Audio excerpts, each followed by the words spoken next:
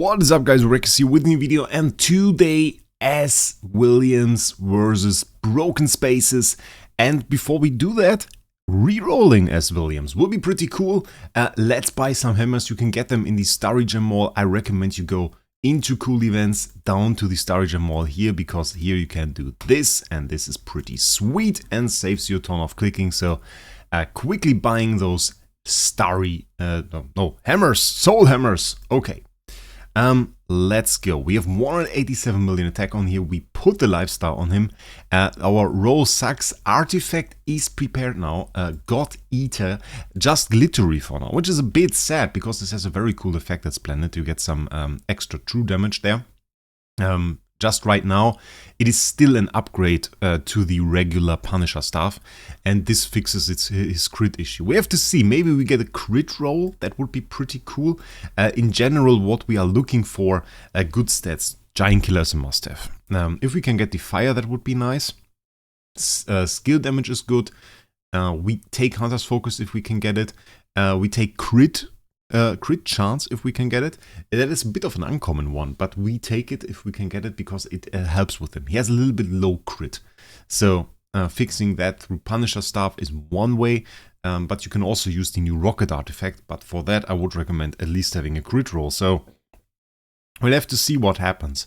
Of course, in general, damage stats is what we're looking for. If we can take a sweet immunity on top of that, maybe a twine immunity, if we can take that, I don't mind. I would even mind if we get Ship Crushers. But GK is a must-have, and I want to have him a bit more PvE orientated. I think that is probably the way to do it. Faction rule stuff like that's of course super useless. Holy Armor Defiers, skill damage crit. Oh, if that was GK. If that was GK, that would have been like instantly done. 220 skill damage, nice amount of crit. Would be very nice. I think we haven't even seen GK yet. Because nearly every GK roll is an upgrade to this, because it's block heal effect, crit damage. Crit damage is useless to us. Block heal effect doesn't really do anything. Here we have skill damage, so first improvement to the roll, even though not a major one, not a big fan of Divine Block, not a big fan of reduced dot received.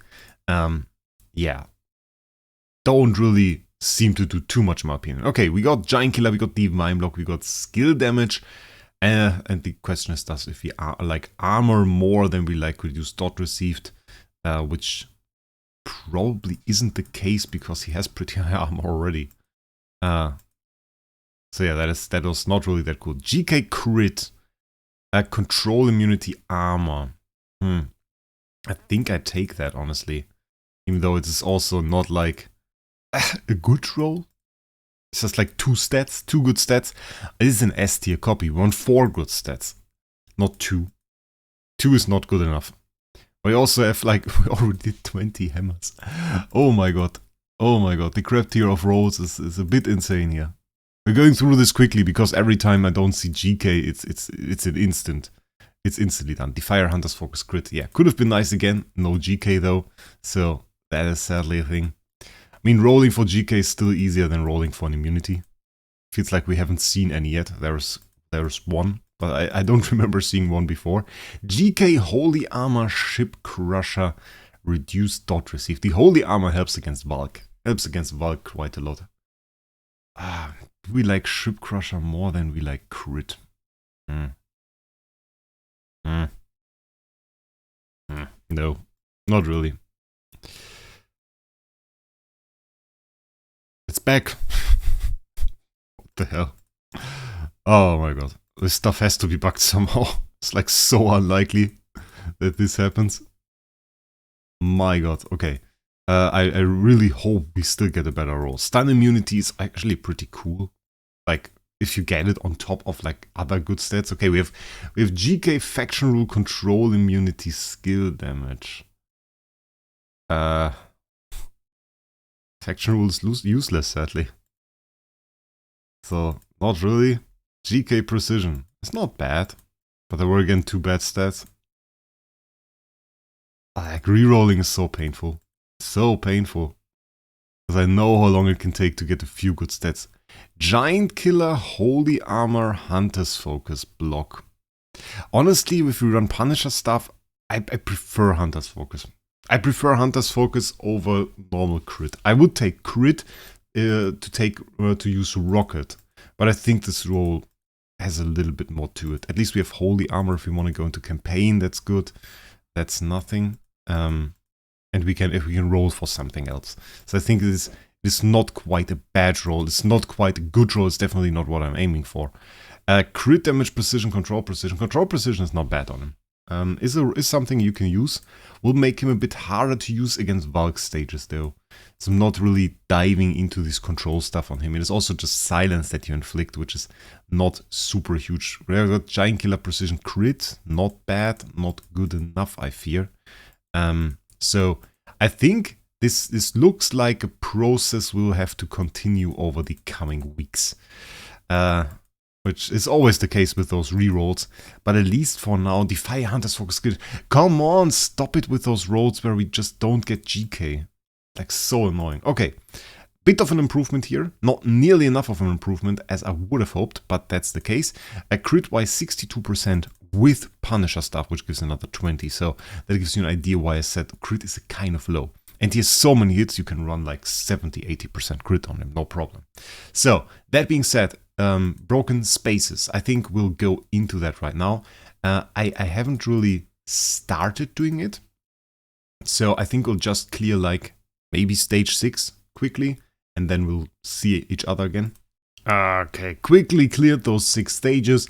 We're all set up for stage 7. As I said, God Eater on Williams, which is the upgrade Deific Punisher staff. And I would say we just take a look into that. I'm not going to go into mechanics in this video. I wanted to say, okay, could you have maybe cleared one more stage there? I have to say, she has 130 million attack, so kind of makes sense. Got killed by our support. Hope this doesn't happen to stage 8. I mean, we are certainly at the point where broken spaces in the end game isn't really too much of a thing anymore. This girl dodged. Is it again SQH? It's again SQH that dealt the most damage. Okay, that's mad. That's mad. Let's see. We might need the new stages for anybody to shine, really. Yeah. Okay. At least he outdamaged her for the first time. Now let's see broken spaces 10 it is. If that is more of a challenge, maybe. It should be. Okay, like the jump between those is insane. Jump between those truly insane. Let's see. We should be able to clear it. Of course, I didn't go for... Okay. Okay. Bit mad. I mean, he saw the damage before and suddenly it's like... And it's gone.